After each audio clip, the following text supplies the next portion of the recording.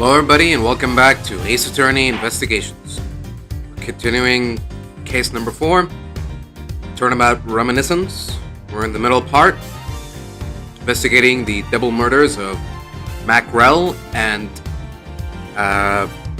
Byrne Faraday. So, without further ado, let's get back to it.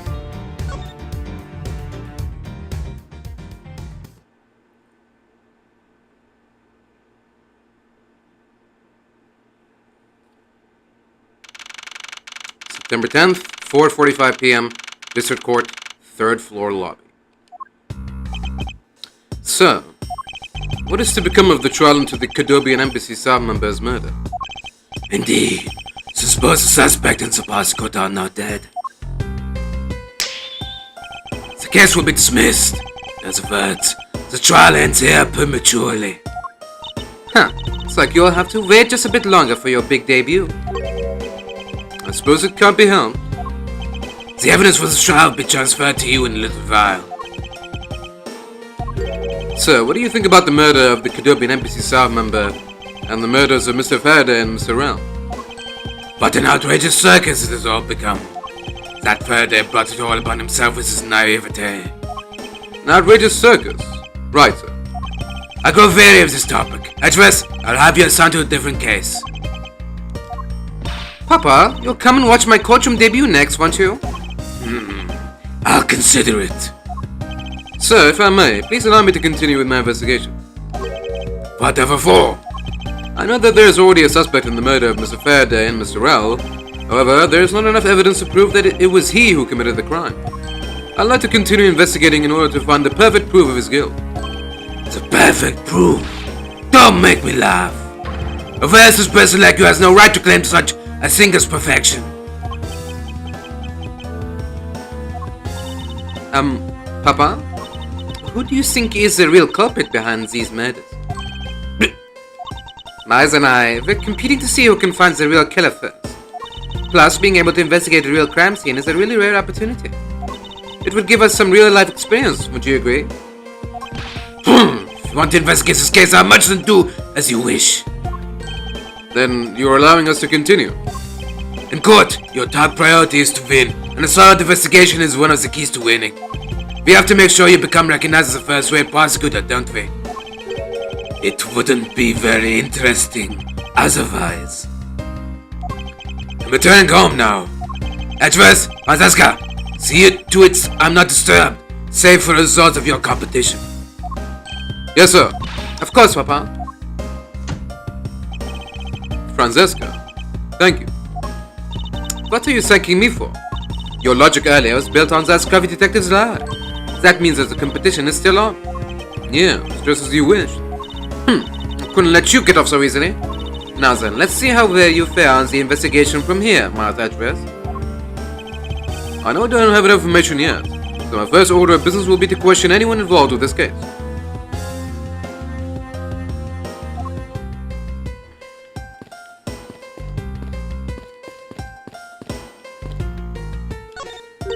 It's an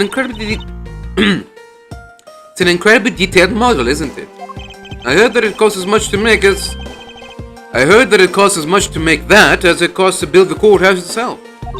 What was the point of making such an expensive module? I felt the exact same way upon hearing it. It's so hard to understand such foolishness. Agreed. Well, this is so incredibly detailed. Martin, a modeling fanboy, is impressed. I'm not exactly a fan of plastic models per se, but even I can sense the superb quality of this model. I simply cannot comprehend how that man can feel so much love for such trifle. Oh, I see. You are disciple of my father, so you would do well to guard yourself against an interest in such unproductive things. Yes, perhaps I should take up whipping people like the young lady over here. I touched up the water, so. Seems that the man who was here earlier broke it by drinking from it too much. Utter fools who pretend to not see the foolish actions of a foolish fool. Well then, why don't you lend the officer a hand? As if I should have anything to do with this. Besides, that water-drinking fool's mouse is the thing that Besides, that water-drinking fool's mouse is the thing that officers should be covering. Let's give that officer a description of the water guzzler later. She seems to have quite the grudge. Sounds to me like someone wanted to drink. Mazas West? Yes? What is the meaning of this bulletin board? Why is there so few trials posted? It would appear that the entire week is devoted to Mr. Raoul's trial. Is the crime rate really that low in this country?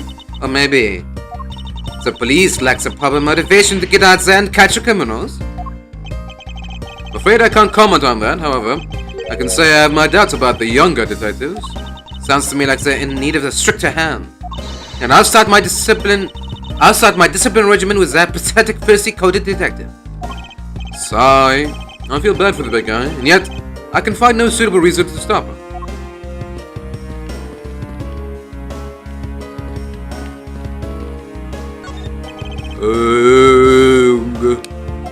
What's the matter, officer?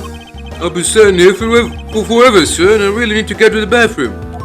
Why don't you just make a quick trip? The nearest one isn't that far, is it? No, it's a short way down the hall beyond these doors, but I don't want to be blamed for anything that might happen while I'm gone. So, I'm gonna hold it. Perhaps Detective Gumshoe can be a positive influence on the force after all. This area is restricted to authorized personnel only, sir. I'm not authorized personnel, then what, my ass, do you think I am? The younger sibling of a dysfunctional relationship?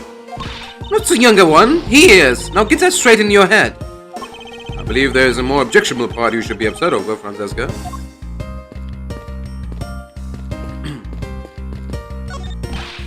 Sir, nothing to report, sir. Is there no one who will make this man take responsibility for his actions on the job? Looks like we have no choice but to report this to Papa. Then this god can have fun in a waking nightmare after being awakened from his dream. Actually, let's not. I kind of feel sorry for him now. Oh. It's the witness time. I'll make sure that each and every person that ever stands here will be found guilty. There are others besides the defendant that stand at this podium, you know. I don't care. Just make sure you never end up standing at one of these, or you'll be sorry. I'll keep that in mind.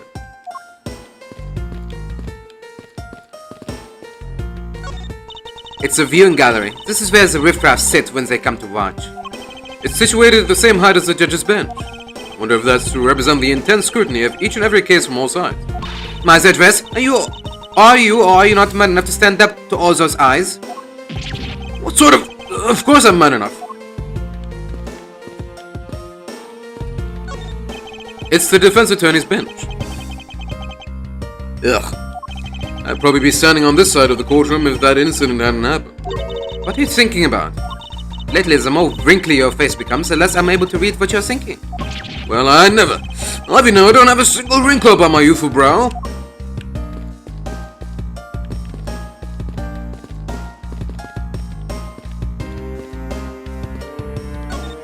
Any day now, I'll be taking my rightful place behind this bench. By that time, I should already be standing here. It'd be downright disgraceful if I beat you to it, wouldn't it? If that were to happen, Francesca, I'll eat my cravat.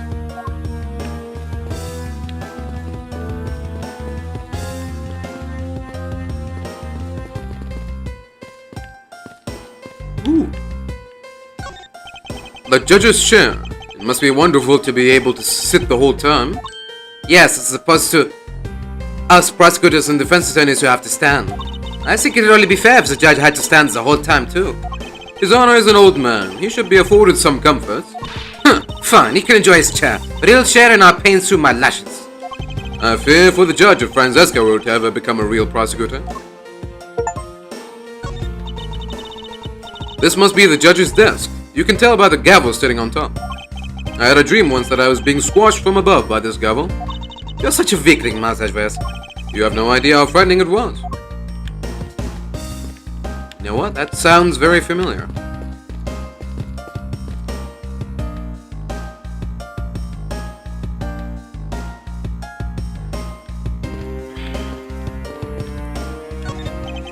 It's a bookshelf. What's this? Judges Trial Exchange Law. It appears to be a journal where the various judges share their thoughts and ideas. The real daily lives of the judges are laid out here on these pages. There's nothing about the court in here. Just page after page of unrelated drivel. Judging by the content, they are very enthusiastic about the courthouse's daily menu. And it would appear that fried oysters are a favorite. I have no use for such foolishly foolish words from that foolishly foolish crowd. Someone please assure me that this is not the true state of this country's judiciary.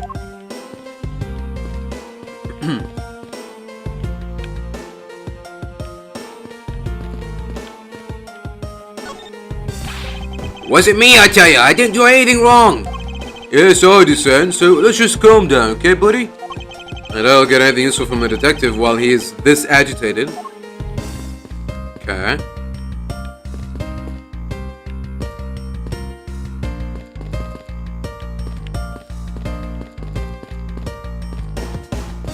Is that it then?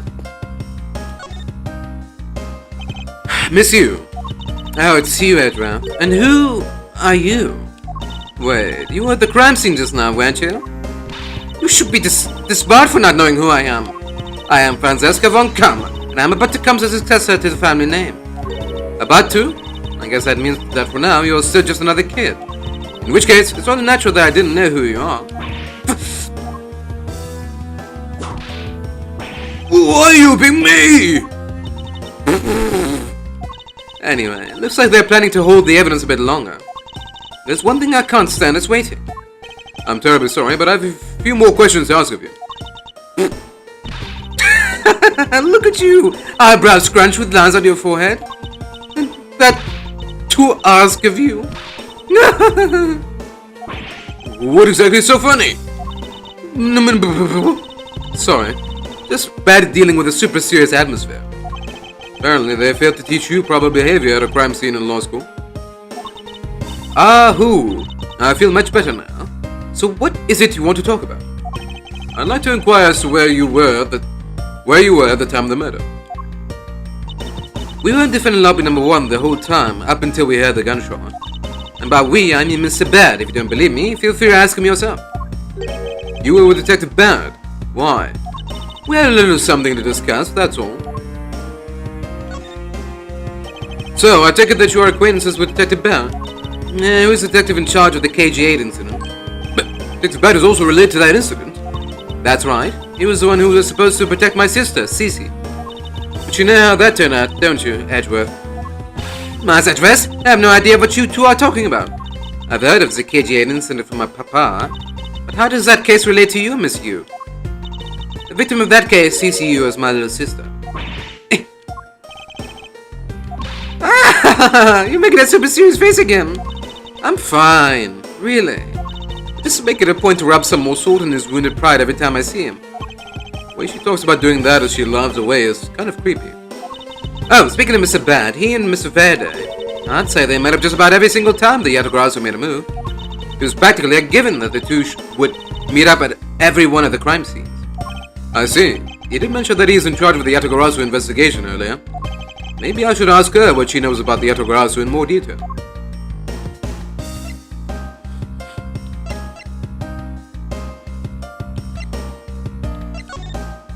Miss Yu, I was wondering if you could tell me about the Yatagarasu. The Yatagarasu, eh?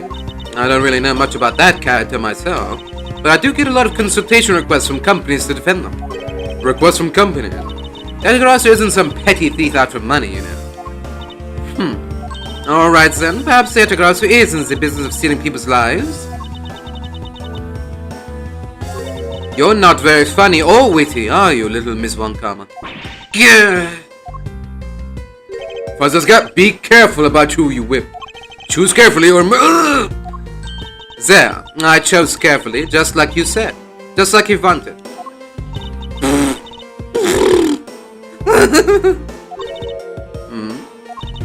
Aha, can't do this. That just now was hilarious, little missy. Of course it was. What is wrong with these two women? Why does my pain give them delight? And so, in the end, what is the Yatagarasu? I have to say, I had never even heard of this thief when I was in Germany. Yatagarasu deals in information, namely in digging out dirt about backroom dealings and the like of companies. Yatagarasu is a vigilante who steals such info and then makes it public for all to see.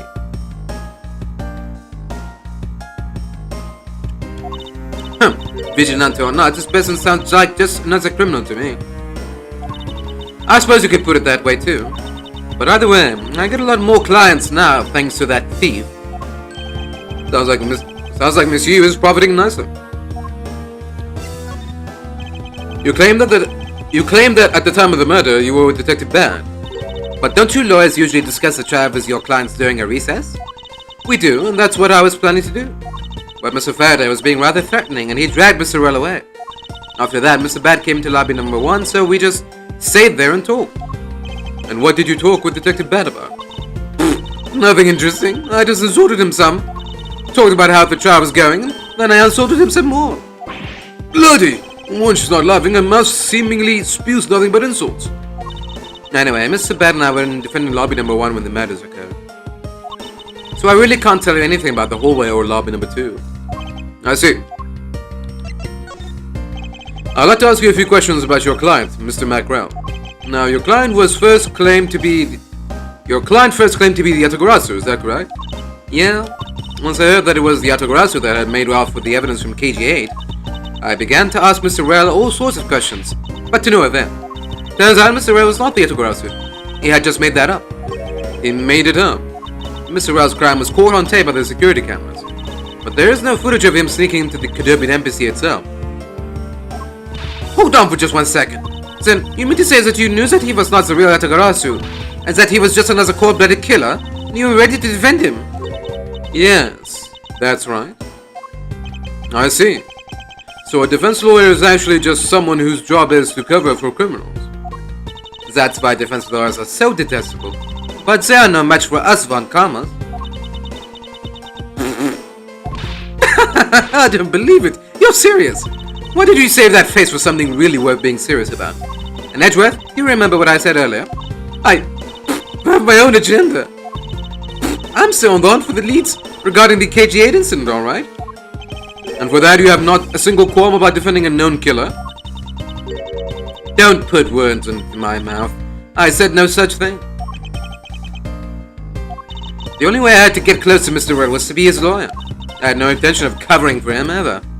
So don't you dare suggest I was going to. I'm sorry. Forgive my rashness. I suppose I've gotten all I can out of Miss Yu. I should move on and speak with Detective Gumshoe now.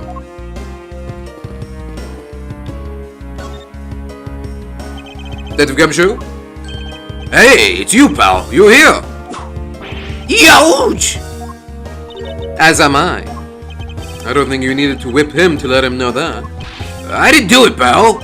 I swear on my honor as a detective. I really didn't. Your words are useless. I place my trust only in the evidence, Detective. Once the investigation is fully over, and should we find out that you are the killer, there will be no mercy to be had for you. I have a heart, pal. But you're not worried, right? After all, you have nothing to worry about, if you really are innocent, that is. That's right. Hey, pal, go and do your perfect investigation and get the real killer for me, will ya? I would have done so even had you not requested me to, Detective. So, you and Mr. Faraday had a small meeting last week, did you? And what exactly did you do to make him so angry? I just asked Detective Bad that same thing myself, pal. Turns out he was mad at me because on my very first day as a detective, I reported in at my usual post instead of the Criminal Affairs Department. By the time I got down to Criminal Affairs, I was really late. And that's when he gave me that huge speech.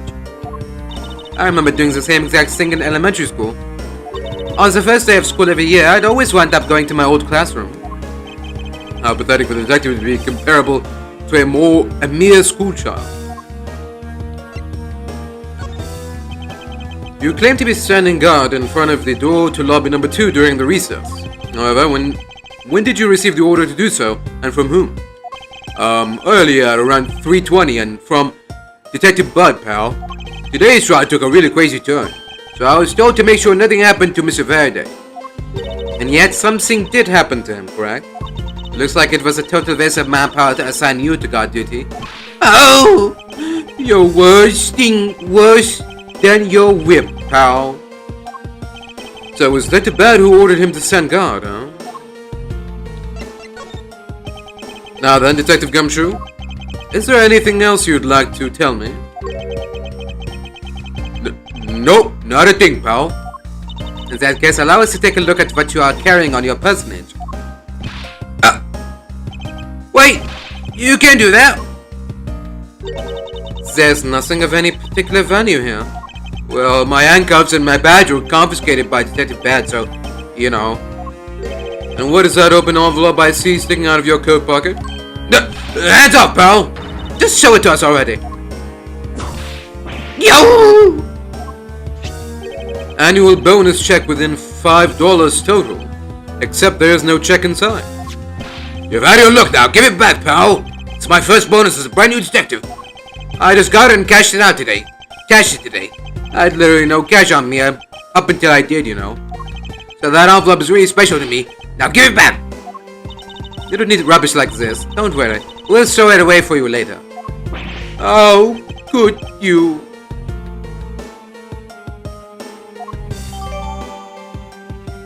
Ching. Oh, I'm sorry, but I need to take him in for questioning now. I think I've asked him just about everything I needed to. No, wait. Since he became a suspect, there's one piece of evidence I should reconfirm. Officer, I ask that you wait a second.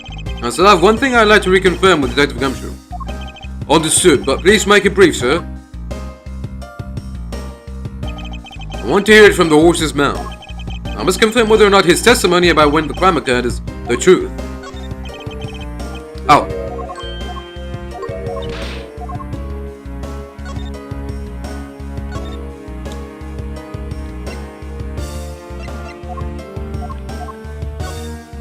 A bonus of $5, even for a new rookie detective, that's a bit low. Yeah, even though I just got promoted, I guess I got the attention of the higher ups. At that amount, I prefer to not receive one at all. You just don't get it, pal. You don't get how great it is to feel your... You don't get how great it feels to get your first bonus. I suppose not. I've yet to receive my own bonus as a prosecutor. Well, I received mine from my papa last December, like I do every year. That's not a bonus, that's a holiday gift. Whatever you want to call it, Miles. You told me earlier that you heard no sound other than the gunshot out in the hallway. Is that correct? No mistake about it, pal. Then you are also claiming that no one passed through the hallway either. Is that also correct? Yep, not even a single ant passed through that hall while I was on duty. You do realize that the lie you are telling is only making life more difficult for yourself. Oh. But it's true! I didn't see anyone go through the hallway, and I didn't hear anything else, pal. I bet the killer found a way to kill the two guys that's beyond what I could even imagine.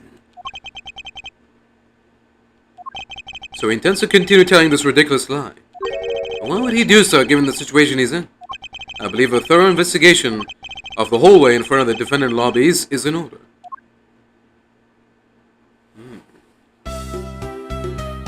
Oh. Act! You!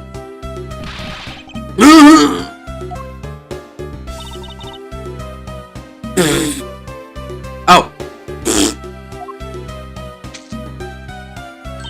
How could you have not noticed that coming? Wasn't that child I changed money for earlier? Thanks, that's exactly what I needed. Kids can sometimes be so cruel. Looks like she dropped something.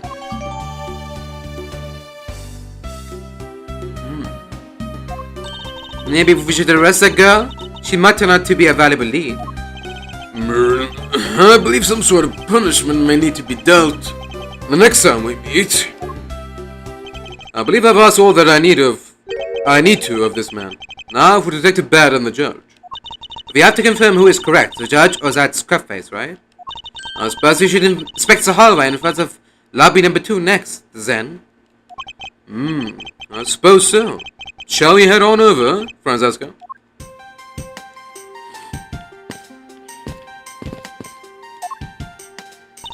Yes, what is it? That scruffface's movements during the recess are really suspicious. Oh, I suppose you noticed it too, then? Of course I did. Scruffy is giving us a testimony that is nothing but harmful to himself. Normally, criminals would tell the opposite type of lie in an attempt to escape. Yes, that is exactly the same point I'm having trouble understanding. Seems that I need to expose what he was really up to during the recess. And to do that, I should head to the hallway where he was supposedly standing guard.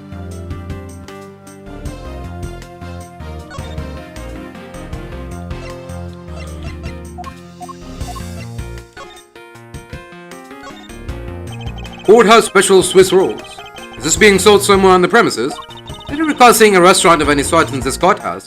I somehow doubt you'd find junk food like this on a restaurant menu, Francesca. Well then, why do they sell these things, huh? A convenience store, I suppose? Well, I'm sure there's no convenience store in this courthouse, Mas Edves. Where in the world did this come from?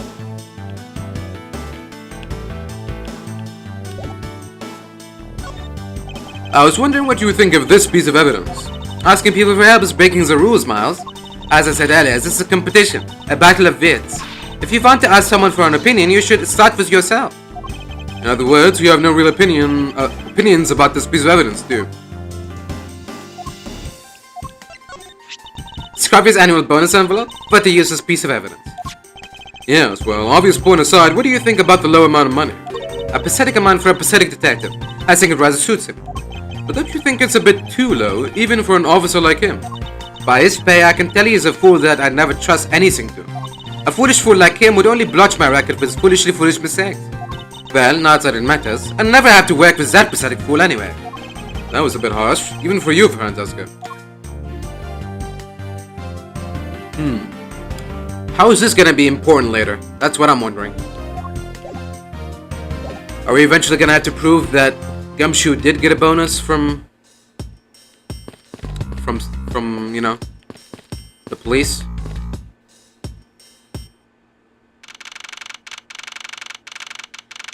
September 10th, District Court hallway. Excuse me. So, did you see anything else? No, I don't think so. I see. Well, thanks for your cooperation. Oh, it's nothing. Just doing my duty as a defender of the law. That'll be all for now. I'll ask again if I have any other questions. Anytime, Detective. Now, if you'll excuse me, I have a few loose ends I have to tie up. Oh, you're that new prosecutor Mr. Von Karma recommended, right? My name is Mars Edgeworth, Your Honor. And I'm Manfred Von Karma's daughter, Francesca Von Karma. I'm set to become the successor to my genius father any day now, Your Honor. I see. Mr. New Prosecutor recommended by Von Karma, What? Mr. New Prosecutor recommended by Von Karma, Miles Edgeworth, and Mr. I bit my tongue. Are you alright, Your Honor? Please feel free to refer to me as just Miss Von Karma, Your Honor. As for him, just Edgeworth is fine. Apparently somebody doesn't feel that I'm worthy of a proper title. Oh! Very well then, I shall call you Miss Von Karma and Mr. Prosecutor Edgeworth. Your Honor, Mr. Edgeworth is fine, sir. Now, about your earlier testimony. Yes, what about it, Mr. Edgeworth? I would like to ask you a few questions about what exactly you saw. Alright, after all, it is my duty to clarify my testimony as a defender of the law. I greatly appreciate your cooperation, Your Honor. Now, first thing I will need to do is figure out that detective's exact movements.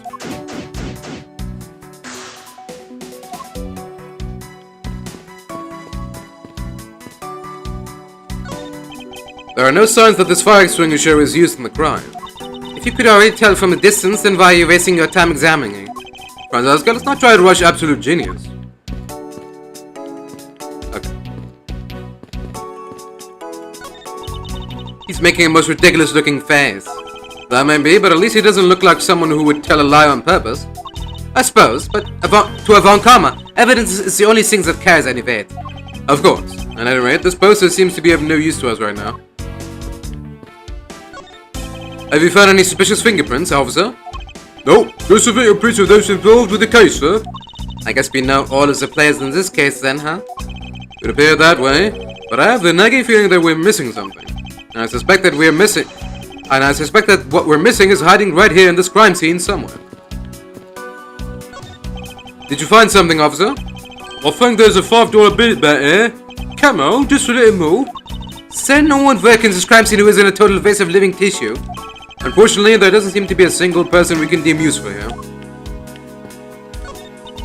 Doesn't look like there's anything conjecture left in this area. I suppose not. Perhaps I should check somewhere else. It would appear that this vending machine sells snacks and various other foods. Just lovely. What will they think of next? Don't be a jerk and court like these beef jacks. One packet for $9. Defendant's fresh milk. 1/2 pint for $7. Stay neutral as a Swiss do until the end of these for $6. They're awfully overpriced. The lineup is simply awful, period. Speaking of snacks, I wonder if that Swiss roll the little girl dropped is from this machine.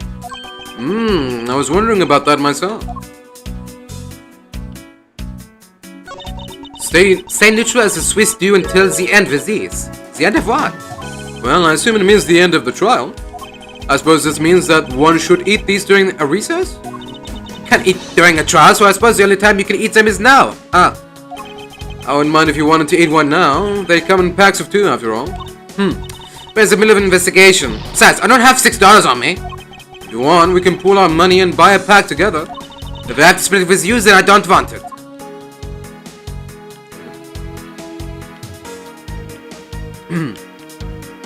Credit card accepted. When you're in hot water, you might need a hot dog.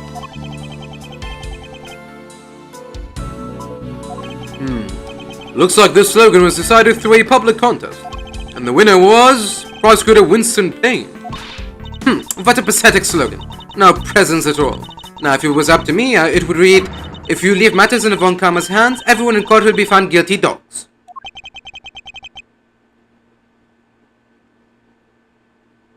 Swing and a miss. Objection! Overruled. Don't be a jerk in court like these beef jerks. I see. Objection! Mazet West, wouldn't you agree that it's a very clever pun? Do you really think that they put that much effort into the product name? Even a foolish fool could understand the foolish thinking of the fool who made it up. You acted so foolishly that I got so thoroughly mad, and now I am utterly famished. If you wanted a pack of these, all you had to do was ask like a normal person. Don't let the prosecution and the defense make a ham sandwich out of you. Sounds like it's directed at that ham of a judge.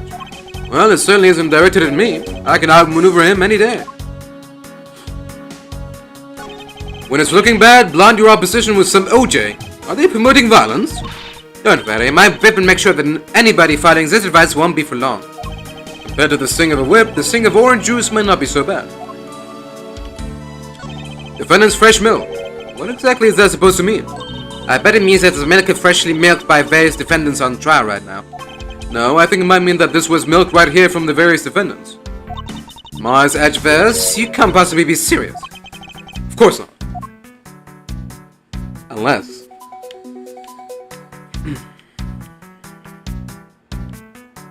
Alright, is that it? Did you guys find the $5 yet?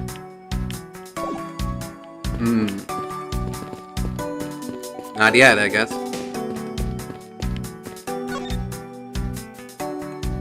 I won't rest until I've inspected every suspicious-looking nook and cranny. I can look outside. However, I doubt the killer could have escaped through here. Of course not. This is the third floor, after all. It appears that bars were installed on this to prevent people from falling out. Bars? What bars?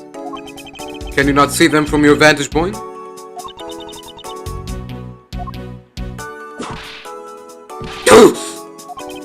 I must remember not to bring up that taboo subject again.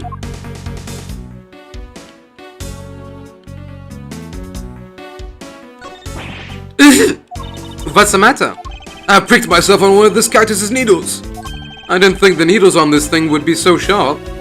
Well, what did you expect? Can you imagine how bad it would be if you were hit on the head by one of these? Anyways, this cactus seems to be unrelated to our case. Do you really think so? Because I believe that this cactus sitting on this windowsill is completely related. Really? Okay. You're not doing a bet right now?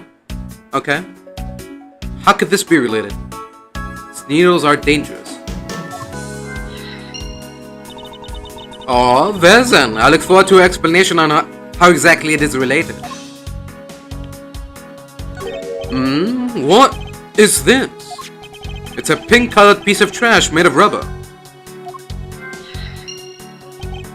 I feel like I've seen something like this before. Well, all I see is a piece of garbage.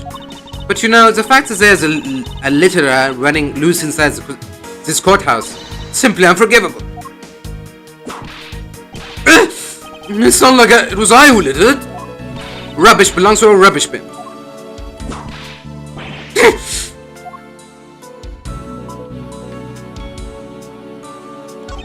The ants are hard at work carrying their food home. It's a marvel that they can pick up such comparatively large objects to their size. Well, if you want to carry the mighty Von Karma name and not be squished under it, you'd better work extra hard just like these ants. Same goes for you, Francesca.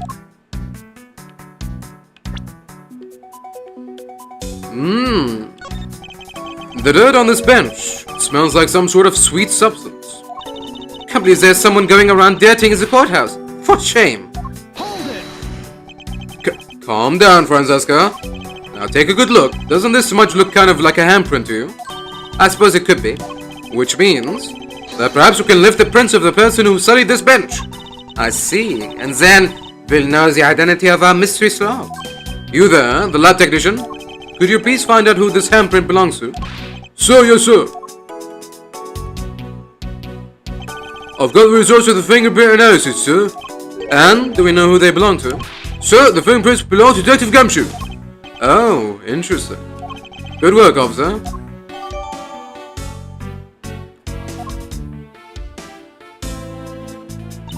And there you have it. Yes, I suppose so. Now we know the identity of the person who dirtied the bench. I sense that you and I will be using this information in very different ways. Ants are pouring out of the hole in this bench as well. I wonder if the inside of this bench consists of nothing but ants. Don't you dare continue with that gross line of thought.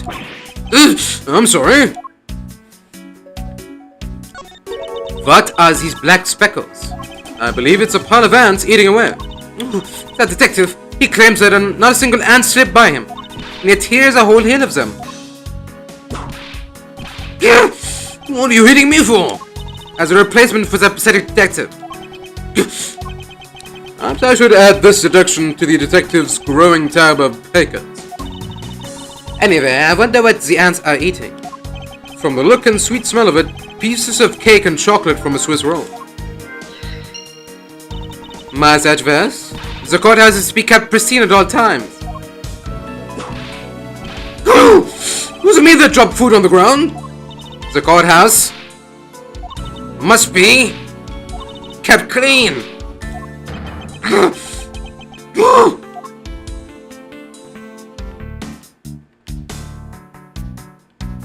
Alright, is that it then?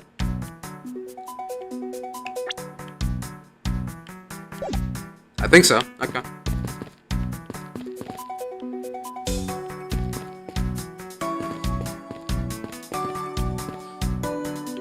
Alright, let's talk to the judge.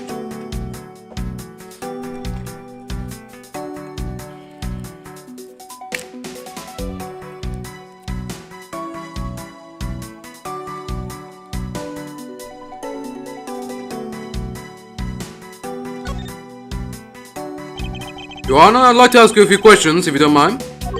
Where were you at the time of the murder? Do you suspect me of something? No, nothing of the sort, Your Honor. Ahem. Very well. You may continue with your testimony.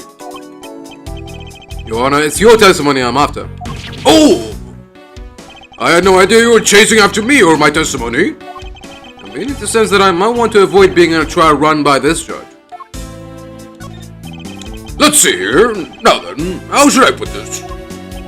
When you get to be my age, you need to pay more frequent visits to the restroom. If you go take a look through the window at the end of this hall, you'll see a small window. That is the window to the men's restroom. In other words, you can see clearly into this hallway from the men's restroom. I was going to the restroom, that detective, Gumshoe, is it? Well, he was standing in front of the vending machines buying something from it. However, this I couldn't believe, I was about to exit the restroom. There was not a soul in the hallway anymore. Your Honor, if you could please calm down and explain it to me rationally.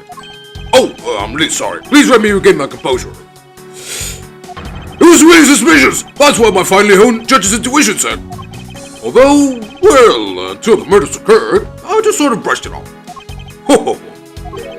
Apparently, this judge doesn't understand the concept of staying calm. Restroom window, eh? Wonder if you can really see the man's bathroom window from that one's out. You can. I'm looking at it right now. But why don't you show me this view at once? I suspect that her height is what's limiting your ability to see.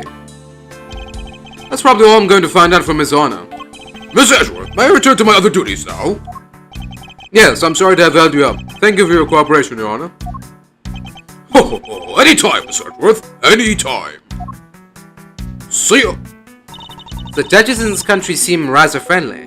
Yes, if not a little wishy-washy. However, I hear that they are known to hand down very fair verdicts. Damn it, I want to present my badge to him. Alright, so all of this... God damn it. So... He didn't see Gumshoe because he was sitting on the bench. That's it. Mystery solved. Unbelievable.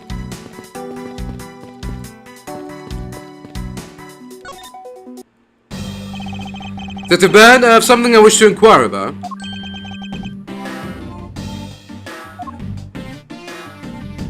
Hey, how about doing some actual vacuum? I wish to inquire into Detective Gumshoe's movements during the recess. You are getting in the way of the investigation. I have an order from Mr. Von Karma himself. Plus, I still hold investigative authority.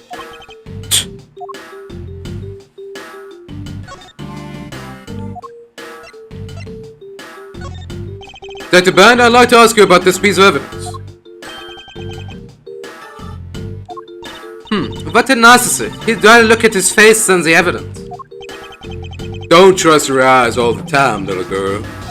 I can see the evidence. Keep an eye on the two of you with this mirror. What? Then why didn't you answer? Because I've got nothing to say. That's all. Understood. Why couldn't you have just said that at the beginning?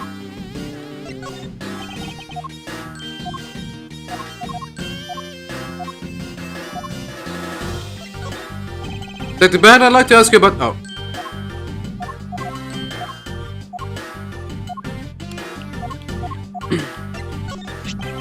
The KG8 incident. I heard that you were involved in this case as well. Yeah.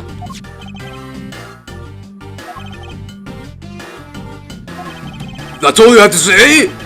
It was an unpleasant case that I don't wish to recall. I've got a lot of regrets I'll never forget related to that. Regrets I'll take to the grave. Do you really have that many regrets? On the other hand, thinking back on what I know, I suppose you just might.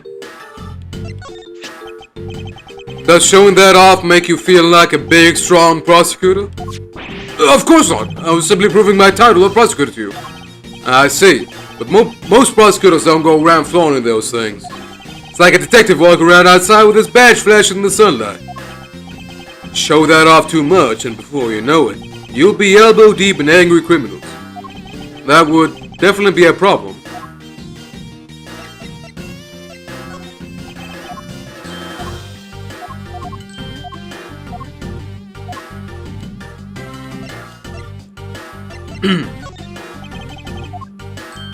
Okay.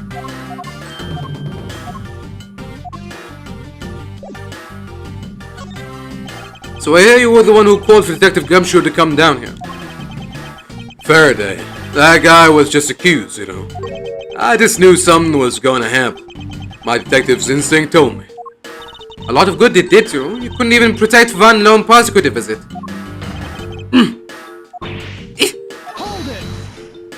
Francisca, I think you need to apologize. I'm sorry. I'm terribly sorry, Detective Bad. Please continue. I used the phone on the first floor and called the precinct. I told them to send somebody over. And that detective's the one that showed up. Only upon his arrival did you set Detective Gumshoe to stand guard, Detective Bad. Yeah, I waited for him on the first floor. After he got here, we came up to these defendant lobbies together.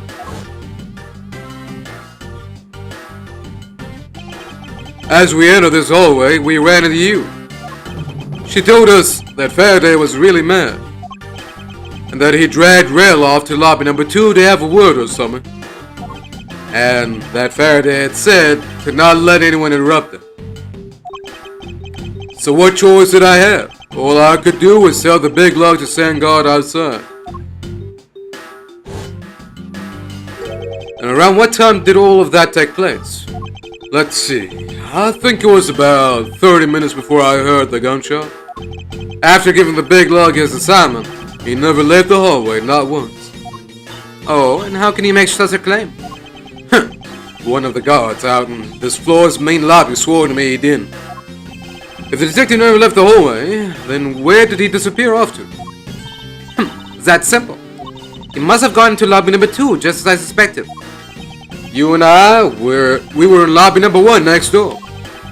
The only one without an alibi is Gumshoe. It would seem that I'm still missing some key pieces of information.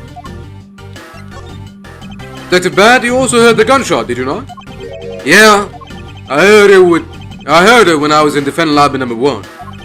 That's why I came running toward lobby number 2 together with you. How much time elapsed between you hearing the gunshot and your arrival on the scene? Less than a minute. What were your movements upon hearing the gunshot?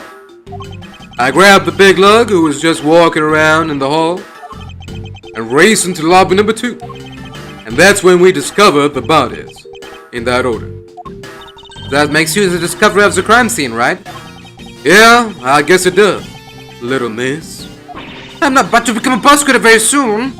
You will treat me with the dignity I deserve or else. You wave that thing around anymore, and I'll have you arrested for obstruction, little miss. You wouldn't dare! Just joking. Detective Bad is really something if you can make Francesca behave. Are we about done? Is there anything else I should ask him about? Yeah, where did he hear the gunshot from? Detective Bad, where were you when you heard the gunshot? How many times are you going to ask that? I was in defense lobby number 1 when I heard the gunshot. It's exactly the same as what he said earlier when I asked. Now get out of here! You're getting in the way. Hold it! I'm not through questioning you yet. Is there anything else I should ask him about? No, I want to know where he heard the gunshot coming from. Did he hear it coming from lobby number 2, or from outside, or from the hallway, or... Okay. I'd like to know a little more about the circumstances under which you heard the gunshot. Like I said, I was in lobby number 1 with you. I have nothing else to add. Well, the assessment certainly cooperates very soon. Okay. I'd like for you to tell me the exact time you heard the gunshot. It was around the end of the recess, and the trial was about to start again. I think. He was supposed to make time for himself to transfer the evidence he was holding. But I got the sense he wasn't going to show for the handoff. So I figured I should go get him or he'd be late. Just as I thought that, bang! The sound of a gunshot hit my eardrums. So we heard the gunshot right before the trial was about to restart, huh? Are we done here? I don't have any time to waste. Oh, come on. All you're doing is standing in front of this door doing nothing.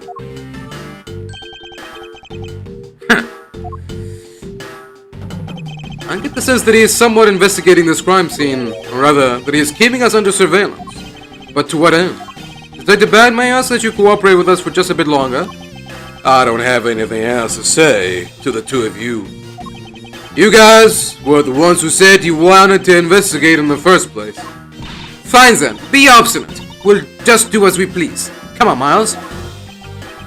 You may no longer be willing to help us, however, may I ask for the forensic scientist's cooperation?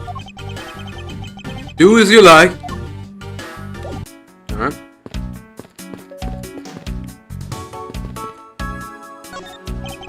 I found his business fingerprints, officer. Nope. Okay, sir.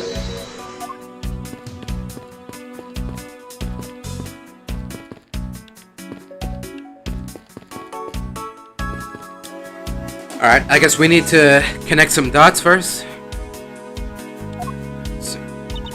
Yes, what is it? This is a pretty spacious hallway, but it's nothing compared to the ones at home. Indeed. Because the house itself is a bit too spacious. However, even with this much space, there's nowhere for such crabface to hide. Well, other than the crime scene just beyond those doors. Francesca, I believe it's much too early to draw any conclusions. It was already proven that Detective Gumshoe was in this hallway the entire time. Now all we need to do is gather more information. And to do that, I'll just have to examine everything I see here by myself. So, according to the judge, someone looking through the restroom windows that you can see from the window at the end of this hall can see into this hall? I wonder exactly how true that statement is, don't you? Well, it is possible to get a pretty clear view of this hallway from that restroom. Is there really a man's restroom window through the window at the end of this hall? Of course. Can you not see it? I demand that you show me this view at once. I suppose I should go examine that window once again anyway.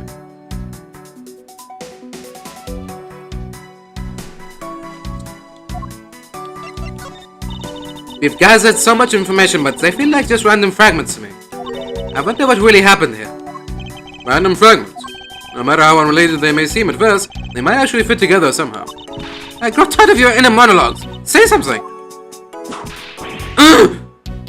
I'm going to end up in pieces before I can piece the logic together, thanks to that whip. Alright. Oh, oops. Alright, let's see what we got here.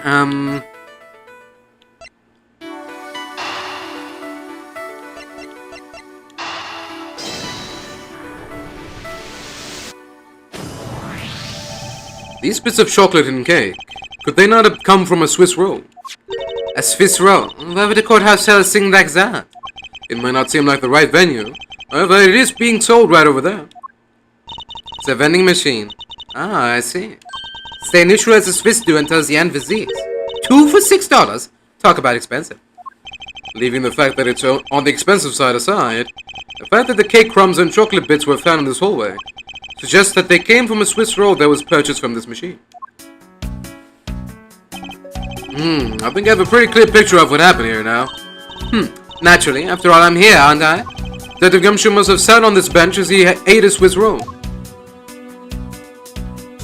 And as he ate, he dropped it on the floor and sullied the bench. Ah, how could he have not cleaned up after himself? How utterly despicable. Don't you dare whip me again. It wasn't I who made the mess in the first place. Anyway, if it was indeed Detective Gumshoe who bought the Swiss roll, that creates a rather interesting contradiction of facts. A contradiction? Where? I think another look at the special courthouse vending machine is in order. Or is it better if we look at Granny?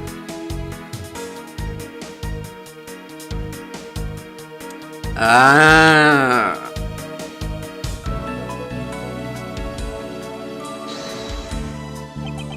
Is this possible connected to any of the evidence I hold?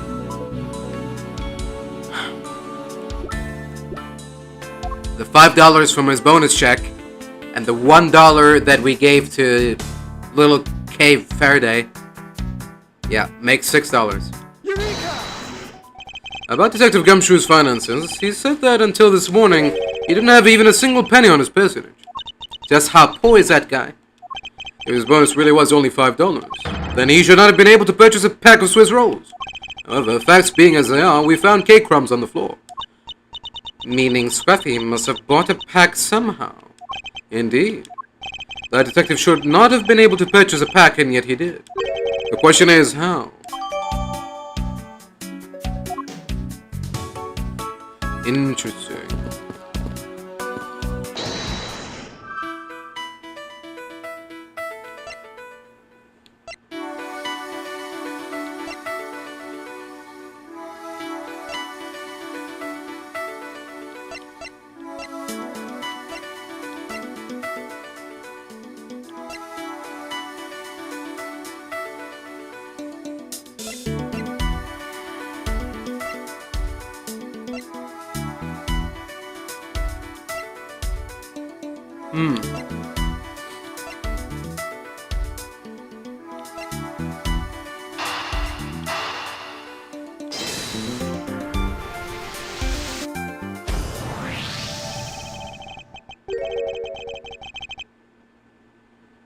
different form. What? Okay. I'm guessing that they used the rubber to not get pricked by the cactus? But, okay, a different form. Okay. This pink rubbery substance. I saw this in a different form earlier today. I believe this is a piece of pop balloon. Oh, a piece of a pop balloon. A popped balloon. I suppose that's possible. The balloon probably got a little too close to our friend, the windowsill cactus. That would be the logical conclusion, yes. A balloon. Pink balloon. Huh. Okay then. I believe I now have a very firm grasp on what happened here. Then I do too. Alright, Francesca, would you care to share what conclusions you've come to? Why should I do that? We're still in the middle of a competition, you know. We should be checking to see if your conclusions are wrong first, so you go ahead. It's almost cute that she's going this far to ensure that she wins. Almost. Very well, but first we need to pay His Honor a visit to correct his testimony.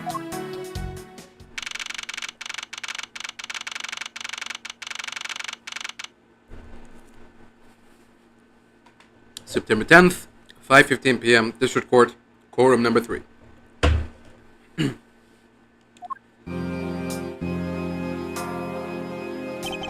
Your Honor, if I may, I'd like to test your witness testimony to see how it stands up. Do you doubt me? Am I your new suspect? In a sense, I suppose you could say that. Even you, a judge, are nothing but a common witness before Von Karma. Silence in the courtroom! Silence, I say! Mr. New Prosecutor recommended by Manfred Von Kamma, Miles Edgeworth, and Miss Julius Prosecutor successor to Manfred Von Kamma. You bit your tongue again, didn't you? And Miss Julius Prosecutor successor to Manfred Von Kamma first. You bit your tongue again, didn't you? As the friend of the law could never give false testimony. You can even place me under oath if you want. Very well then, your testimony, if you please.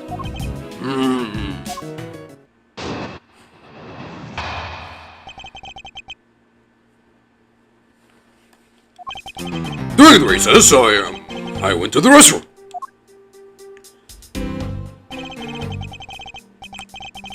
I went in for what I thought was a number 1, but turned out it was a number 2. There is a window on the hallway side, in other words, I could see into the hallway. As I entered, I saw the detective buying something from that vending machine. When I was about to exit the restroom, it completely disappeared. A detective that goes missing while on duty. That sounds mighty suspicious to me! What? Your Honor, could you please try to remain calm? Oh! I'm so used to simply listening to testimonies that I got caught up in the excitement. I'm sorry, Your Honor, but I'm afraid I'm going to have to spoil your fun now.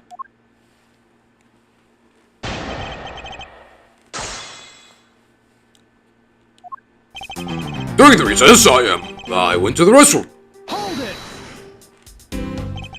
Your Honor, why exactly did you pay a visit to the restroom, if I may ask? Oh, well, isn't it obvious? What else do you go to the restroom for? Or maybe, I knew it! You suspect me of some sort of tomfoolery, don't you? Please stay calm, Your Honor. This is going to be much harder than I anticipated. I'm sorry. You're right. I need to think things through with a level head. I'm just nervous because so much has happened today with this trial. Let's see, I announced a recess and a time for us to reconvene. But having done all that, I still wasn't able to go to the restroom right away. And why couldn't you? Mr. Faraday had been accused, so I had paperwork to process regarding a new prosecutor. Once I had finished that, I was finally able to make a mad dash to the restroom. At least he stayed consistent on the going to the restroom part of his testimony. There's a window on the hallway side. In other words, I could see into the hallway. Hold it! Your Honor, did you really go to the men's restroom? What is the meaning of that statement? I simply meant that perhaps you went to a restroom on a different floor. I had to go for such a long time. It was all I could do to dash the closest one to the courtroom. I suppose that's only natural given his circumstances. I ran from the courtroom to this floor's main lobby and down the hallway. Once you enter, you can see there's a window just above the urinals. And it was through that window that you witnessed Detective Gumshoe, Your Honor? Yes, exactly! Your Honor, there's no need to yell. I can hear you just fine. Oh, I guess I put a little too much in that last answer. Now then, let's continue with the testimony. As I entered, I saw that detective buying something from the vending machines. Hold it! Are you sure that the person you witnessed was Detective Gumshoe, Your Honor? Yes, I'm absolutely sure. It's hard to miss someone of his stature, even from as far away as the restroom. Besides, I can't think of anyone else with that kind of hairstyle and big beige coat. Well, I was simply wondering if you were mistaken in what you saw. What? Preposterous! My eyes are as sharp as it can be, ready to see through the lies to the truth. Although recently things do seem to be a bit fuzzier than they used to be. Clearly his eyes are not the only things that have gone fuzzy. But allow me to say, with all the honor and dignity of a judge, I am not mistaken in what I saw. When I was about to exit the restroom, he had completely disappeared. Hold it! He disappeared. But Your Honor, didn't you just say, I saw that detective buying something from the vending machines? Why, yes, I did.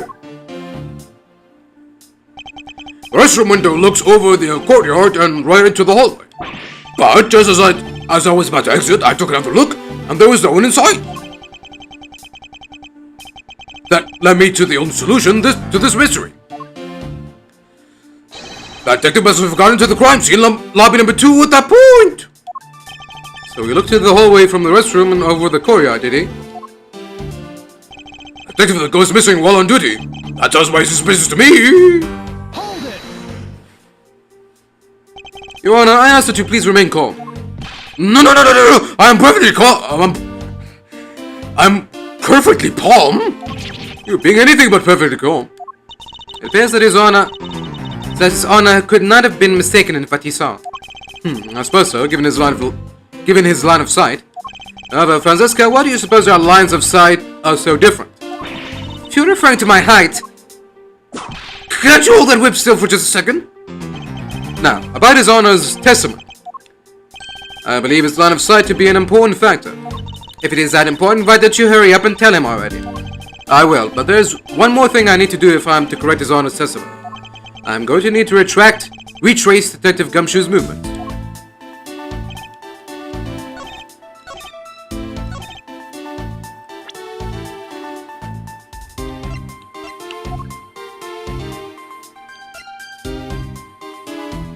Objection! Yeah?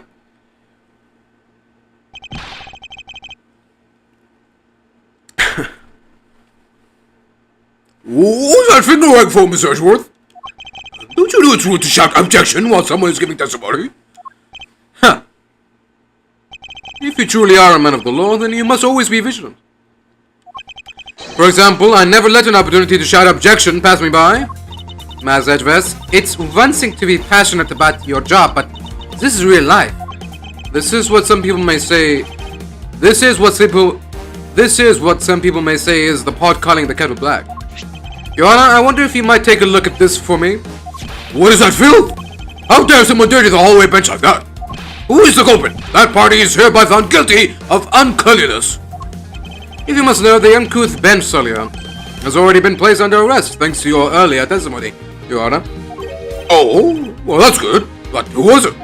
We were able to discover something from the smudge on the bench, namely Detective Gumshoe's fingerprints. Not happy with committing just murder, he had to go and dirty the courthouse too. Guilty! Your Honor, please calm down. While it's true that the detective is the one who made the mess on the bench, we have not yet established that this action is related to the double murder. What do you mean?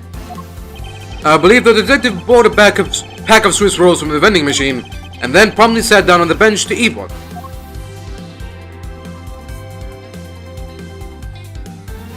The cake crumbs and pieces of chocolate on the floor under the bench, and Detective Gumshoe's fingerprints prove my conclusions to be true. Oh, but I still don't understand. Is this whole thing related to how I couldn't see him as I was leaving the restroom? It is indeed. The window in the hallway was built rather high up into the wall, at around a grown adult's chest height. As evidence, I submit that Francesca herself was unable to see out that window.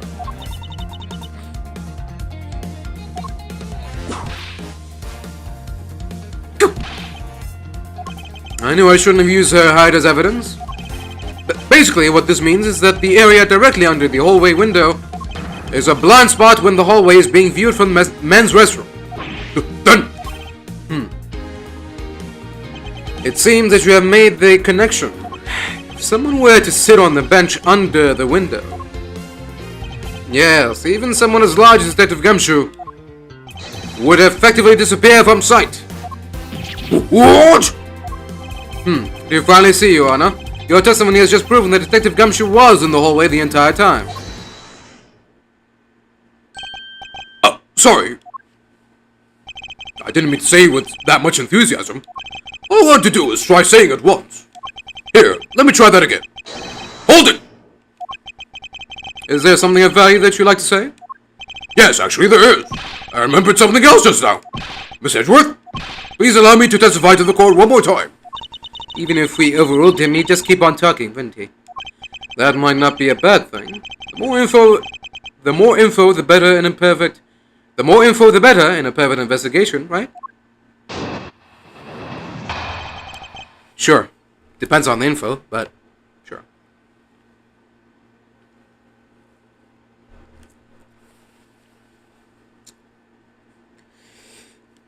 I suppose it's possible you can't see a seated person from the restroom window.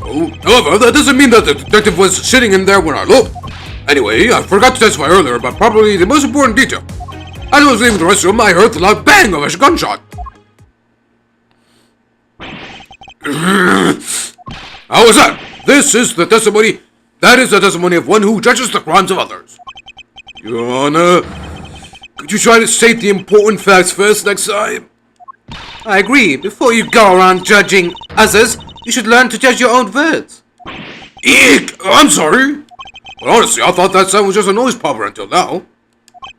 Now that he mentions that, right before we restarted the trial, he did talk about that. Oh, by the way, was there someone celebrating a birthday during the recess? The balloon. I could have sworn that I heard a popper going off. Come to think of it, the other day with my grandson... The most critical point in this argument is when did the judge look into the hallway? And whether that lines up with when the gun was actually fired. Your Honor, if I may, I'd like to clarify a few details in your testimony. Okay. This one is fairly easy, right? Do we present the balloon or Detective Bad's testimony? I guess Detective Bad's testimony? Sure. I suppose it's possible you can't see a seated person from the restroom window. Hold it! In that case, do you concede that you were overconfident in your last testimony? Now hold on there. I just said that it's possible you can't see a seated person from the restroom this time. You know something? I don't think you know when the prints you referenced were left on the bench, do you? While you have proven that it's possible the detective was sitting, I still have a problem with just when those fingerprints were left. He's right. I've yet to prove when the fingerprints were left on that bench. While he feigns ignorance, His Honor has seen a lot of life. This judge, I mustn't underestimate him. However, that doesn't mean the detective was sitting there when I looked. Hold it! As we established, you went to the restroom during the recess. However, at what point in the recess did you look into the hallway? After I called for a recess, I handled the change of prosecutor paperwork. Maybe about 20 minutes until we reconvened. Yes, that sounds about right. Just as I expected. What were you expecting? And I demand to know what that all-knowing smile is for. Your Honor, that statement you made just now is very important. I'd like for you to append it to your testimony. Alright, if you insist. Let's see. I looked into that hallway about 20 minutes before we were to reconvene. Hold it! 20 minutes before we reconvened. Very well, what did you do after that? Let's see, I had to make some preparations, so I rushed straight back to the courtroom. Also had to track down a few pieces of paperwork for the various bailiffs. So you rushed back to the courtroom despite having just heard a gunshot? Well, at the time, I thought it was just the sound of a noise popper. I really couldn't think of any other explanation than someone having a birthday party. But now that this has happened... I see. Thinking back, the judge did mention something to that effect when we reconvened. Anyway, I forgot to testify earlier about probably the most important detail. Hold it! If it's something that forgettable, I don't need to hear it. But all I did was forget to mention it. That sort of excuse may work on other people, but not on a Valkama. Oh, but it's such an important piece of testimony. Please give me a chance to present it. I suppose I have no choice in the matter. As I was leaving the restroom, I heard the loud bang of a gunshot. Hold it! Your Honor, about what you just said. I know, I couldn't believe it myself, but I heard it bang when the gunshot I heard it earlier was just jump in the air like this, and it's just like this with a quick ah. Your Honor, please remain calm when you are trying to explain yourself to me. Yes, sir. Sorry about that. Now then, I must gather myself, yes. When I heard the gunshot, there was a wall, I should know. Look! There was over there! Mr. Motion circuits appear to be stuck on overreact. I believe that we finally found the flaw in his Honor's testimony. Yet sadly, he's completely oblivious to it. But I guess I can't really expect him to be aware of it. Well, what are you waiting for? Hurry up and fill him in. At least that sing finally came in handy. Indeed. Now let's see what happens when I present it to His Honor.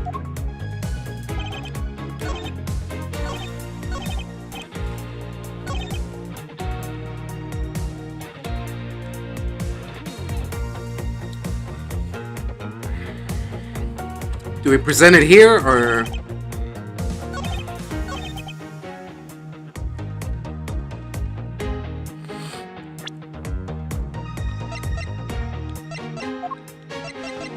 Objection! Okay. You're up. I cannot allow you to make an objection. What? Your Honor, I'm really sorry, but I cannot allow you to not allow me to make an objection. Egots, I've been overruled. Your Honor, there are simply too many holes in your testimony for my taste. Oh, what do you mean by that? You claim that you heard the gunshot during the recess, but that is simply not possible. Mr. New Prosecutor, recommended by Manfred von... Instead of biting your tongue, why don't you bite your... What? Instead of biting your tongue, why don't you bite your tongue on those preposterous names? I see you have no mercy for the elderly either, Franziska. Don't talk back to me unless you want to be whipped in the back. With your height, you need a stepladder or fall to accomplish that. Ahem, Mr. Edgeworth. My ears are not that far gone yet, I'll have you know. I can still hear you just fine. I heard the sound of a gunshot loud and clear with my own two ears. Huh. Your Honor, I have here an interesting bit of testimony. It's from Detective Bad. And according to him, he heard the gunshot right before the trial was about to start again. What did you say? Your Honor, you just said that you heard the gunshot about 20 minutes before we were to reconvene. How do you explain this glaring contradiction? That can't be! Unfortunately, that is the truth. But I heard it clear as day! Bang! The loud sound of a gunshot! Sound of the gunshot. We keep returning to this point of contention. That piece of evidence. I always did wonder why I found him where I did. However, now I understand what that gunshot the judge heard really was. Unfortunately, Your Honor, this is what really produced the gunshot you heard. Take that! I found this object in the hallway earlier. What is that pink substance? You may not look it, but this is actually a piece of a balloon. I see. And I suppose you would like me to accept that pink balloon into the court record? Your Honor, I present this piece of evidence in order to overrule your testimony. What? Your Honor, your argument goes as follows. You saw no one in the hallway when you heard the gunshot. Now, there is no guarantee that the detective was sitting on the bench at that time. Therefore, you believe he must have been at the crime scene, defendant lobby number 2. Am I correct? Yes, that's exactly right. Let me ask you something. Do you think that the gunshot you heard was produced by a real gun? I think I've said enough that even you can figure out the rest on your own. Your Honor, you were fooled by the popping of this balloon to think it was a gunshot. What matter of trickery is this? That was a good effort you put forth, Mars Edwest. But if it was me, I'd have wrapped this thing up before the judge even testified. Care to elaborate on how one ends something before it even begins? Well, to be honest, I did think that the sound was a bit off from a real gunshot sound. Who could have guessed that someone would pop a balloon in a place like this? That's true. One doesn't usually think balloons in conjunction with courthouse. I want to trade these coins with you. That's it. That balloon that girl was holding. It explains everything. Your Honor, if it makes you feel any better, you didn't lie once in your testimony. However, I can't really vouch for its accuracy. Who knew that giving testimony could be such a difficult thing to do? What have I done? I owe Detective Gumshoe a very, very big apology. I will see to it myself that he's released. Wait. There are still a few things I have yet to resolve about what happened in the hallway. Your Honor, I request your permission to further question Detective Gumshoe. But why? I thought we just cleared his name. Whether we did just now or not, I still cannot say. The only thing I can do for now is continue in my quest for the perfect explanation. And to that end, I must resolve the remaining issues pertaining to the events that occurred in the hallway. Very well. Bailiff, please bring Detective Gumshoe to the courtroom. I must fulfill my mission and find the perfect explanation to this case.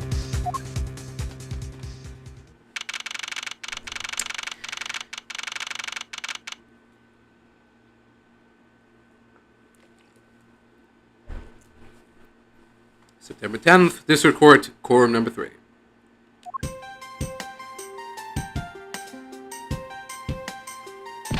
What is it now? Is it time for my trial already? I've already told you a gazillion times, pal, I didn't do it. I'll be the judge of that, Detective Gumshoe. No, you won't. I'll be the judge of that. No, I'm the judge around here, and I'll be the judge of that. Why can't you guys be a little less judgmental? Yes, well, speaking of hasty judgments, Detective Gumshoe, I'm afraid I must apologize for an error in judgment on my part. Your Honor, I don't believe you should apologize just yet. You have yet to prove he is completely innocent of this crime. I guess so. What are you guys talking about? In any case, I would like you to testify as to your actions while you are on guard duty. And please remember, you are not on trial. This is all just a part of the investigation. As such, you may still be found to be innocent. However, if you should give false testimony, my whip will object loud and clear. If you are found to be lying, you will be held indefinitely. Understood? I got you, pal. Thinking back on the state of the crime scene and the judge's testimony, it's obvious that Detective Gumshoe is lying. And if I can't break his lie, then we may never get a break in this case. Alright then. Here we go. I came down here to this courthouse on Detective Bad's orders. As soon as I got here, he ordered me to stand guard in front of lobby number 2. From that time on until I heard the gunshot, I was in that hallway the whole time. On my honor as a detective, I swear it wasn't me, pal. He's still singing the same tired tune. In that case, I'll just have to change the melody. I know he's lying, and it's time I pull the information I need out of him.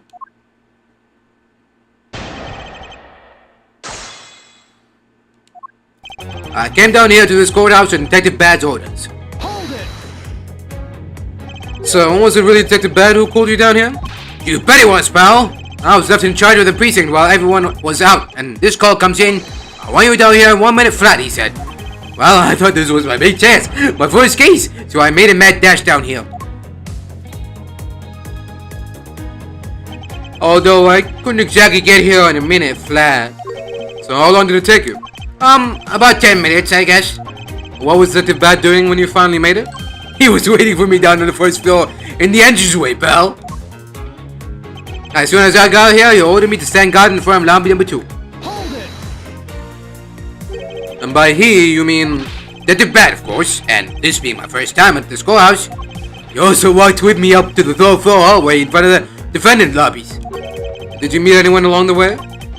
Well, just as we entered the hallway, we ran into Miss Yu. When he heard from Miss Yu that Mr. Faraday was not to be interrupted, that's when Detective Bad told me to stand guard in the hallway, pal. So far, Detective Gumshoe's testimony is matching up with Detective Bad's. From that time on, until I heard the gunshot, I was in that hallway the entire time. The whole time. Hold it! You claim to have been in that hallway the whole time. However, is it not a fact that you did something while you were in that hallway? Of course I did something. I guarded the door to lobby number 2, pal. What else? Very well then. And what exactly does guarding that door entail? Well, to put it simply... Oh, I know. It was my job to stand in front of the door without moving an inch. Oh. Detective Gumshoe, you mean to tell me that you didn't take a single step away from the door to lobby number 2? Is that really what you wish to testify to the effect of? You got it, pal. I didn't take a single step away from that door, just like I was ordered not to.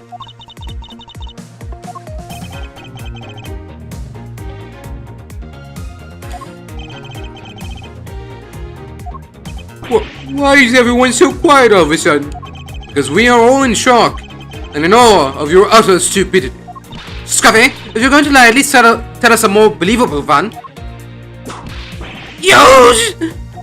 But I'm not lying. I should hurry up and bring this insipid testimony to a close. Until I heard the gunshot, I didn't take a single step away from the lobby number 2 door. Hold it! I'm only going to ask you one more time, Detective Gumshoe. Are you sure you stood in front of the door to lobby number 2 the entire time? Yup, after I was told to by Detective Bat. I stood guard in front of that door without a single break. So, believe me when I say that I was in that hallway the whole time already, pal.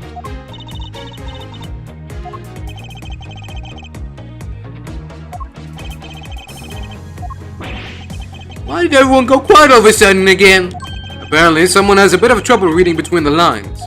What's that supposed to mean? I don't... be quiet. Yes!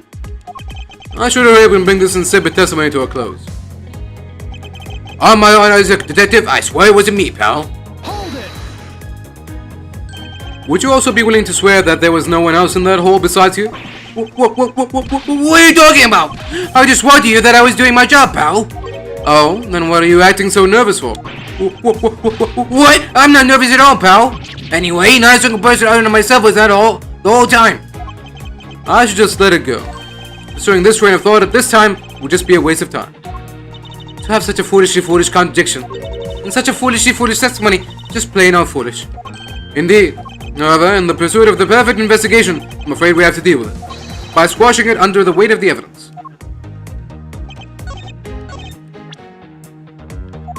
The fingerprints again? Objection! Yeah, that should do it. I have an objection. What is it, pal? Detective Gumshoe, I wonder if you might recognize this from somewhere? Hey, it's one of those things. The court has special Swiss rolls, right, pal? Precisely. In that case, I suppose that you also recall the serried hallway bench? Hey, you know what? I think it was probably me that did that.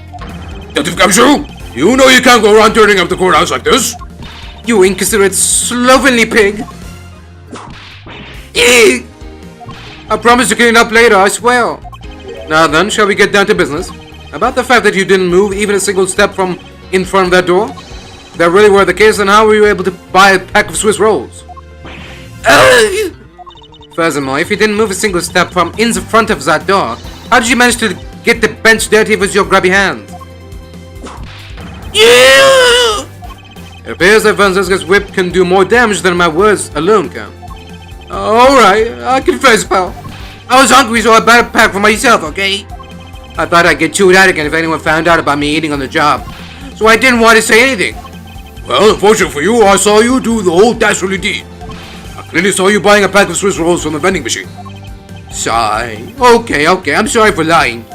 But that's all I'm sorry for, you got that? Because I'm not holding anything else back. That last statement may sound like it makes sense. However, there is something I don't quite believe about it. Are you sure you are not withholding further information from us? Of course not. I've got nothing else to hide, pal. Oh, if only it were that true, Detective Gumshoe. But it is true, pal. I swear there's nothing else. Detective Gumshoe, I'm sure you're aware of the price of a pack of Swiss rolls, correct? Remind me again, pal. That vending machine ads in the hallway is selling packs of 2 Swiss rolls for $6 a pack. And yet, according to you, you didn't have any cash on you until you cashed your $5 annual bonus check. Isn't that right? Oh. Let me ask then, how did you manage to purchase a pack all by yourself? Can you provide me with a proper explanation to that? I told you I bought it by myself, pal.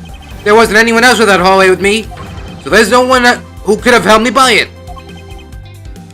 Wait, don't tell me. You've got some kind of proof that there was someone else in the hallway, don't you? Correct. As if you could. I mean, what are the chances of that? Wait. You do? Of course I do. What? How? What proof do I have that there must have been someone else there in the hallway?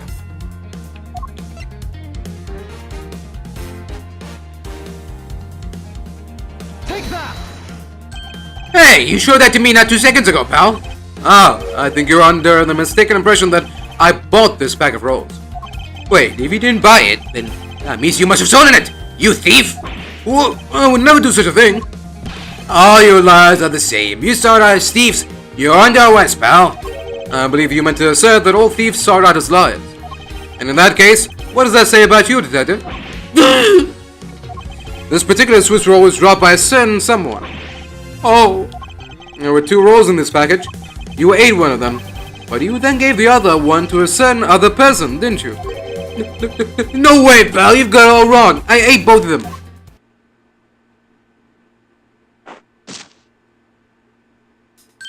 It would appear that we've caught you at last. Hey, don't you dare do anything bad to that girl. It would appear that they do know each other after all. So why do you continue to come up to me and kick me? Have I wronged you somehow? I have a name and it's Kay. Kay what? Kay Faraday. Faraday? Are you perhaps Mr. Faraday's daughter?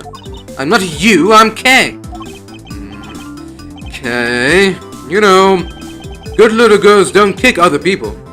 Especially not hard enough to leave big nasty bruises like the way you do. Well, then you shouldn't have put Gummy under arrest, mister. Gummy.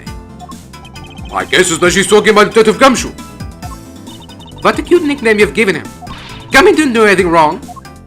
Kay. It appears that I will need to speak with her in a bit more detail. Rawr! Right. It's the defense day's Ben.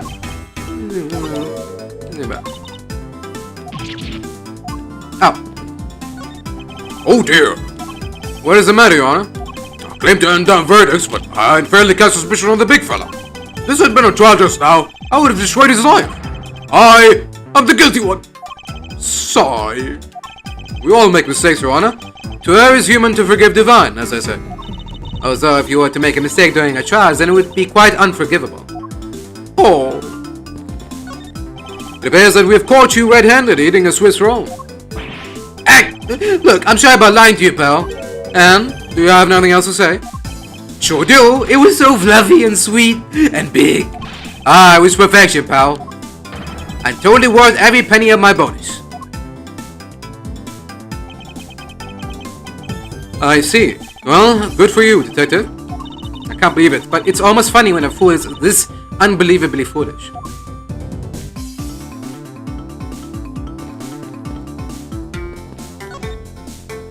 Now then, Kay. She's like a stray cat. I wonder if I should feed her something.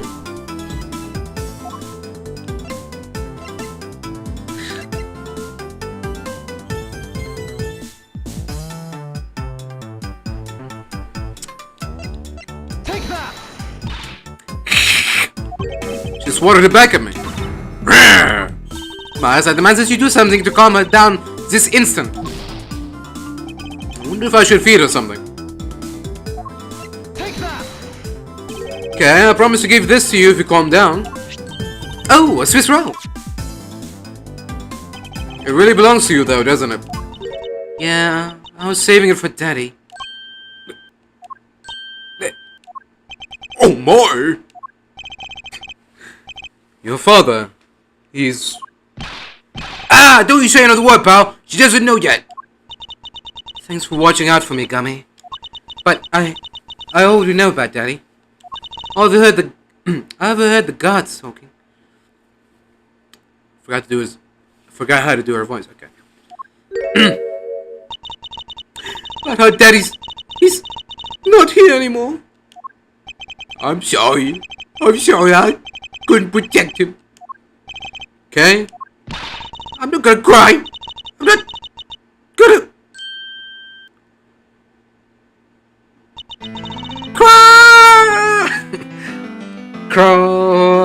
asking.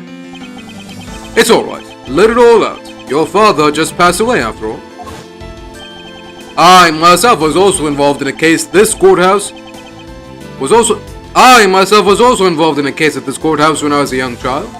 A case in which my father, who was a defense attorney, passed away. All of my dreams of becoming a lawyer were crushed into fine ash on that nightmarish day.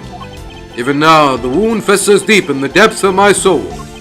Ever since that incident, I've dedicated myself to locking away every criminal I can. And now, to have this happen right in front of me.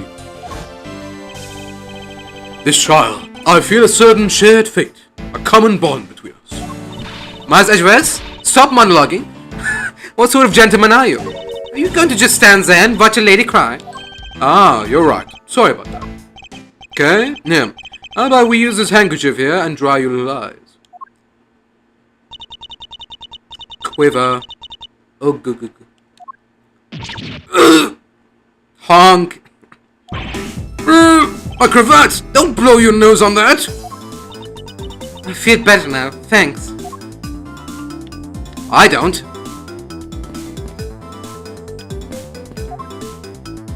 Yes, what is it? It seems the girl has finally calmed down. Yes, I believe I can take my time and talk with her now. It's so disrespectful for a child like that to be running around inside the courthouse. Does no one have respect for this country's judicial system anymore? Didn't Mr. Volcom say the exact same thing earlier? But Francesca, I don't think you two are that far apart in terms of age. I'm about to become a prosecutor, so understand that I'm nothing like that little girl.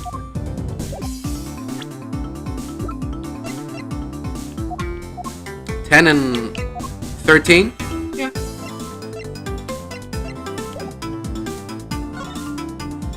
Okay, are you going to be alright? Yep, I'm already alright. Somehow, I highly doubt that, but I'm not going to push it. I promised Daddy I'd never cry in front of strangers. And you're a good kid, aren't you, Kay? You always keep your promises, right? That's right. Even if I can't see Daddy anymore, I'm still going to keep all my promises. You're a very brave girl, okay? You are a very good child for keeping the promises you made to your papa. I'll even testify that he didn't cry, just for you. Thank you very much, lady. It's nothing. I'm only telling the truth after all. It would appear that because her father was a respected prosecutor, Francesca is sympathetic to Kay's feelings. Kay, what kind of person was your father? Daddy was a hero of justice. His job was to catch all the bad people in the world. So do you, a prosecutor, is a hero of justice, huh? I suppose we are in a sense, as we are the ones who seek guilty verdicts for criminals. Plus, you know what? Whenever I came to the courthouse, Daddy would buy me my absolute favorite treat, Swiss rolls. Oh? I want to be a hero of justice someday just like Daddy. So I've been working really hard. I see.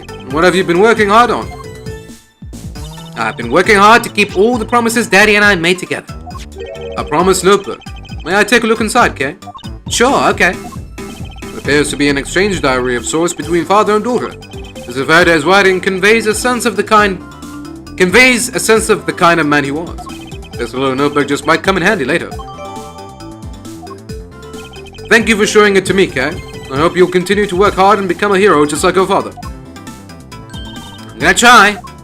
Hey, Kay! So I'm a detective that catches the bad people, right? That makes me a hero too. Yeah, you're really cool too, Gummy. Yeah, aren't I, Kay? What is with the two of them? I am done verdicts of justice, so that makes me a hero too. Yes, and thanks to your also heroic testimony, you almost painted that detective as a vile criminal and sent him off to jail. I'm really sorry about that. Gummy is not a bad man, okay? That poor judge is being treated like a vile criminal rather than a hero of justice. It appears that you and Detective Gumshoe are good friends, Kay? Yeah, we're friends. In that case, would you mind telling me a little more about him?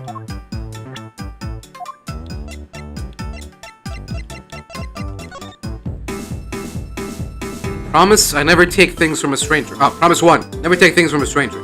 Never go anywhere with a stranger. Always greet people with a smile, even people you don't know. Never cry in front of strangers. Always try your hardest to learn about things you don't understand.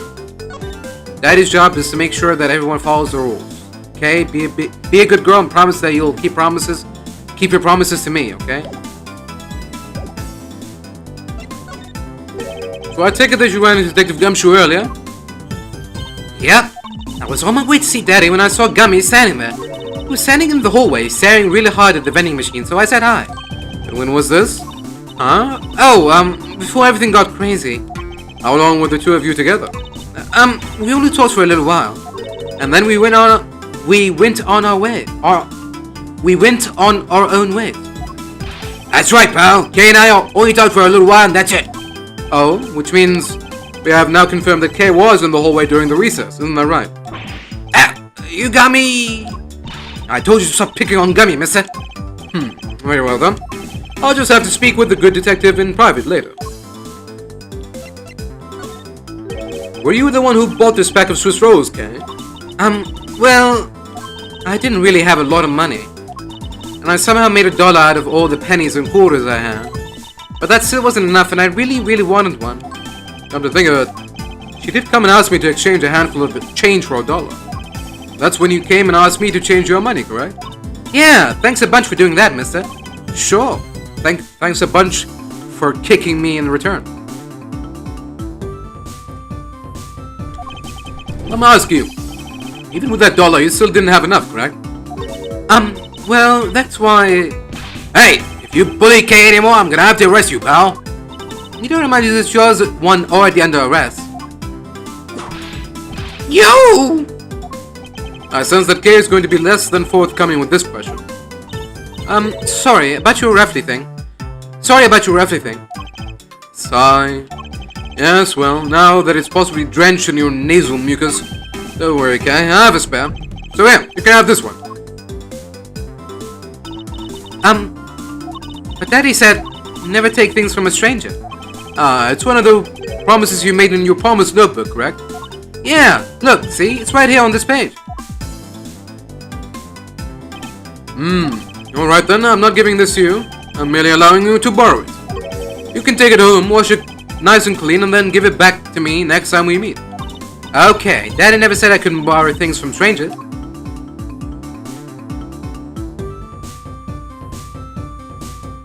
Now then, Detective Gumshoe. Uh-oh. I believe it is now crystal clear that you were with little Kay in that hallway. Oh. Grr, I told you to stop being mean to Gummy. My Zajvez, there is still something you have yet to resolve. I beg your pardon? You still haven't offered an explanation for why that man would lie to us. That's, well... Gummy, don't tell me you lied for my sake. Hey, don't worry about it, Kay. Everything's gonna be okay. Ah, so that's why. So, what was Detective Gumshoe's motive for lying? If you can explain that, then you can call this a private investigation. His reason for lying is very simple. What? Here's what I believe to be his reason. From simple observation of the detective's actions and his interactions with Kay, it's obvious that the detective was lying for the young girl's sake. And this piece of evidence will show you exactly why. Which piece of evidence proves that Detective Gumshoe was lying on account of Kay? Take that! Mr. Faraday and Kay's promise notebook. How does this explain anything? If you could take a look at this page, it's clearly written that Kay should never take things from a stranger. When Detective Gumshoe heard about that promise, he tried to cover for Kay. What a foolishly foolish fool! What a foolishly foolish fool of a foolish reason for a fool! You! Gummy, you lied because of me, didn't you? Because I'm your friend, Kay. That's why. Gummy. At long last, Detective Gumshoe, can you please tell me the whole truth now? Guess there's no beating you, huh, pal? Okay, I'll spill the goods. I've been standing guard for a while. I was getting really hungry. That snack vending machine was taunting me. But all the cash you had on you was $5, and that wasn't enough to buy you anything, right? After all, the cheapest item in that machine is a $6 pack of Swiss rolls. Yeah, but then, like an angel from heaven, Kay showed up. I was thinking about sharing a snack with Daddy, so I wanted to buy a Swiss roll, but I only had about $1 in coins. So we pooled my $5 and her $1 together, and bought a pack of Swiss rolls together. But I was worried about breaking one of my promises. So then Gummy said, Mr. Faraday is one scary guy when he gets mad, but don't worry, you won't get in trouble if I don't tell, right? Besides, you bought it with me, so you didn't really get it from me, you know? He told me it'd be okay, and he gave me a whole roll to save and give to Daddy. Who knew that Scruffy could be so considerate? Indeed. Detective, I take it that you then sat down on the bench and ate the rolls together? Yeah, we split the other roll and ate it right then. The sweet taste of that cake's chocolate. I'll never forget it as long as I live, pal. Anyway. Okay, I believe this also belongs to you. Oh, that's from the balloon I popped. It's bad manners to leave garbage lying around, Kay. I'm sorry. Well, I guess I can't blame you for not throwing this one piece away. It was sitting high up on a windowsill where you couldn't see it. So just this once, I forgive you. But that balloon, I wanted to surprise Gummy a little, so I popped it on purpose. And because of me, Gummy dropped his half of the Swiss roll. Wow, you really got me there, pal. So I thought maybe I should give Gummy this other roll. And then I saw you picking on Gummy, mister. So you kicked me, is that it? You sure are a feisty one. I'm really sorry, mister. It's alright, I'm perfectly unharmed. But about the Swiss roll, would it be alright with you if I held on to it until Detective Gumshoe is cleared of all charges and free to go? Yeah, sure. Just make sure you give it to Gummy afterwards, okay? Of course, I promise. Now then, I believe we have proven beyond the shadow of a doubt that Detective Gumshoe was in the hallway for the entire duration of his duty, which undeniably proves that Detective Gumshoe cannot have committed the double murders. Objection! Uh-oh. Actually, it proves just the opposite, Edworth. You've just shown that Detective Gumshoe is the only one who could have committed the crime. What do you mean? It's quite rude to eavesdrop, monsieur.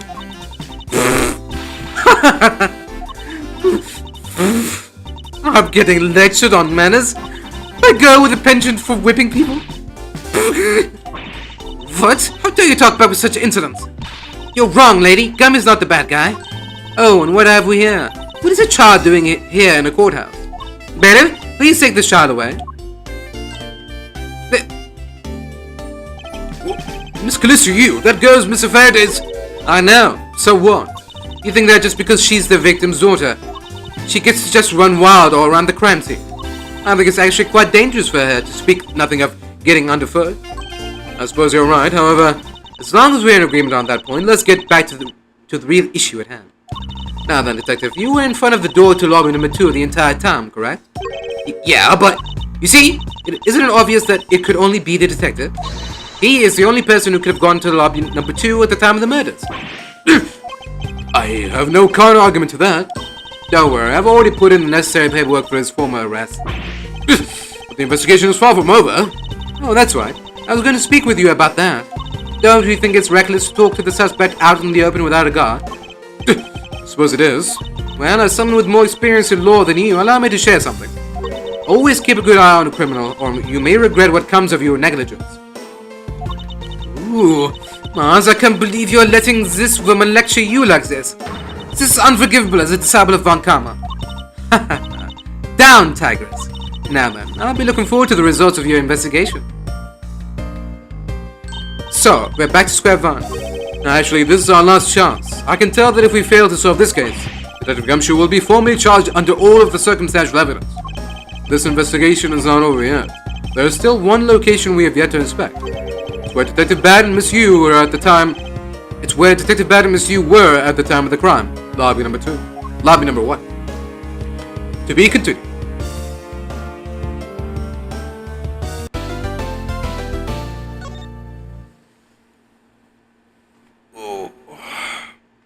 Alright.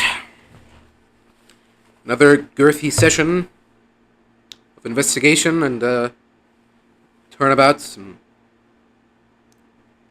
cross-examinations and questioning and twists and turns. Alright. All good stuff. Alright, well, I believe that's it, right? Just do a little savey here. Savey save. Alright, yeah. That's all she wrote for now. So, yeah. Again, thanks for watching, and until the next time.